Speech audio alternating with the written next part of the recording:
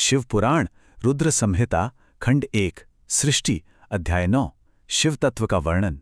इस खास विश्लेषण में ब्रह्मांड की उत्पत्ति और परम वास्तविकता के उन गहरे रहस्यों को खंगाला जाएगा जो सीधे तौर पर इस प्राचीन स्रोत से आते हैं। भौतिक स्वरूप से लेकर ब्रह्मांड के सबसे गहरे दार्शनिक सत्यों तक की यह यात्रा सच में बेहद रोमांचक होने वाली है। तो चलिए बिना किसी देरी के शुरू करते हैं। आज की इस प्रस्तुति की रूपरेखा पर एक त्वरित नजर डालते हैं। सबसे पहले शिव तत्व का वर्णन, फिर सर्वोच्च पंचमुख शिव का स्वरूप, पवित्र वेदों का श्वास, शक्तियां और लौकिक भूमिकाएं, आंतरिक और बाहरी गुण, और अंत में हम बात करेंगे भिन्नता के भ्रम पर। तो सबसे पहले बात करते हैं भाग 1 की, शिव तत्व का वर्णन। आखिर शिव तत्व का सही अर्थ क्या है? ये शाश्वत, गुण रहित यानी निर्गुण परम ब्रह्म है। एक ऐसा सर्वोच्च सत्य जिसे केवल अस्तित्व, ज्ञान और आनंद के रूप में ही जाना जा सकता है। मूल रूप से देखा जाए तो यह सत्य पूरी तरह से निराकार है। लेकिन जरा विचार करें, ब्रह्मांड के इतने विशाल और जटिल कार्य जैसे सृष्टि की रचना, उसका लगातार पालन और अंततः उसका विघटन बिना किसी रूप के कैसे संभव हो सकते हैं? बिल्कुल, इसीलिए यही निराकार ब्रह्म इन सारी ब्रह्मांडीय गतिविधियों को सुचारू रूप से संचालित करने के लिए अलग अलग सगुण रूप धारण कर लेता है। आगे बढ़ते हैं भाग 2 की ओर, सर्वोच्च पंचमुख शिव।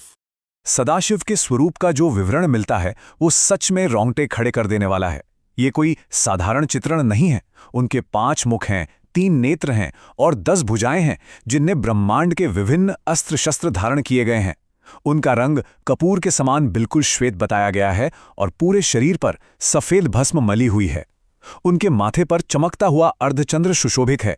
ये केवल एक पौराणिक चित्र मात्र नहीं है, बल्कि ये ब्रह्मांडीय ऊर्जा और परम वैराग्य का एक इतना शक्तिशाली प्रतीक है जो मन में असीम श्रद्धा और विस्मय पैदा कर देता है। अब आते हैं भाग 3 पर, पवित्र वेदों का श्वास। प्राचीन स्रोत का ये विशेष उद्धरण अपने आप में एक बहुत ही अद्भुत घटना का वर्णन करता है। भगवान ने अपनी नासिका के माध्यम से उन्हें वेदों का ज्ञान प्रदान किया। जरा इस अलौकिक दृश्य की कल्पना की जाए। शिव भगवान विष्णु को परम ज्ञान दे रहे हैं, लेकिन शब्दों के माध्यम से नहीं। वे सीधे विष्णु की नासिका में पवित्र वेदों का श्वास भरते हैं। इसका सीधा सा मतलब ये है कि ये सर्वोच्च ज्ञान सीधे परम सत्य की श्वास से ही प्रवाहित हो रहा है। ज्ञान के सीधे हस्तांतरण का इससे शुद्ध और आकर्षक तरीका शायद ही कोई और हो सकता है। भाग 4, शक्तियां और लौकिक भूमिकाएं। ब्रह्मांड का ये पूरा ढांचा कैसे काम करता है, ये समझना बेहद दिलचस्प है। त्रिमूर्ति के हर एक देवता को एक विशिष्ट कार्य और उनके साथ एक शक्ति यानी स्त्री ऊर्जा सौंपी गई है। ब्रह्मा जी को सृष्टि की रचना का महत्वपूर्ण कार्य मिला है और उनकी शक्ति है देवी सरस्वती। विष्णु जी को इस विशाल ब्रह्मांड के पालन पोषण का जिम्मा सौंपा गया है और उनकी शक्ति है देवी लक्ष्मी। बिल्कुल इसी तरह रुद्र को सृष्टि के विघटन यानी प्रलय का काम दिया गया है और उनकी शक्ति है देवी काली। ये देव और उनकी शक्तियों की एक एकदम परिपूर्ण और अद्भुत रूप से संतुलित प्रणाली है जो मिलकर इस पूरी सृष्टि को चलाती हैं। चलिए अब गहराई में चलते हैं भाग 5 की तरफ, आंतरिक और बाहरी गुण। ये इस पूरे विश्लेषण के सबसे दिलचस्प हिस्सों में से एक है। यहाँ देवताओं के आंतरिक और बाहरी स्वरूप के बीच का गजब का संतुलन देखने को मिलता है। निर्माता ब्रह्मा जी भीतर और बाहर दोनों जगह रजस गुण यानी पूरी तरह सक्रियता से भरे हुए हैं, लेकिन विष्णु और रुद्र के मामले में एक बड़ा ही गहरा विरोधाभास देखने को मिलता है। विष्णु जी जो सृष्टि के पालक हैं, बाहर से सत्व यानी परम शांति और पवित्रता का गुण दिखाते हैं, लेकिन भीतर से वे तमस गुण रखते हैं। वहीं दूसरी ओर रुद्र जो विनाश के देवता हैं, उनका बाहरी स्वरूप तमस या प्रलय का है, लेकिन भीतर से वे पूरी तरह सत्व यानी एकदम शांत है ना कमाल की बात? बाहरी स्वरूप किस तरह आंतरिक स्वभाव को पूरी तरह से संतुलित करता है, ये वाकई हैरान करने वाला है। और अब इस प्रस्तुति का अंतिम और सबसे दार्शनिक हिस्सा, भाग 6, भिन्नता का भ्रम।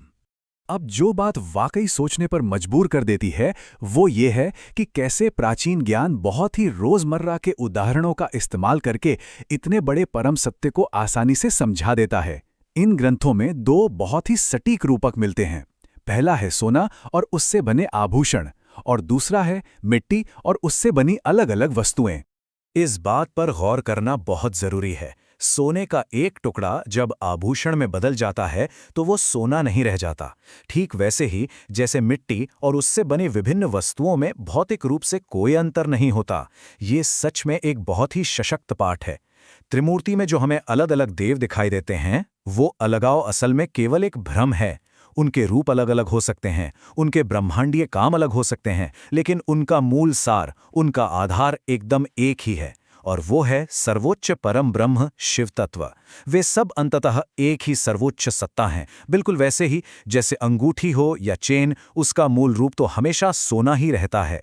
इस सारी विविधता और इतने बड़े ब्रह्मांड के पीछे बस एक ही शाश्वत सत्य छिपा है। तो इस विश्लेषण को खत्म करते हुए एक बड़ा ही विचारोत्तेजक प्रश्न सामने आता है। यदि ये पूरा ब्रह्मांड भिन्नता के इसी भ्रम पर टिका है, तो हमारे इस साझा और एकीकृत सार को पहचानने से आज दुनिया को देखने का हमारा नजरिया कैसे बदल सकता है? इस बात पर गहराई से विचार करने की जरूरत है कि हम सब, हर एक जीव, भीतर से एक ही मूल तत्व से बने हैं। इस पूरी जानकारी और इस गहरे सफर में साथ बने रहने के लिए धन्यवाद।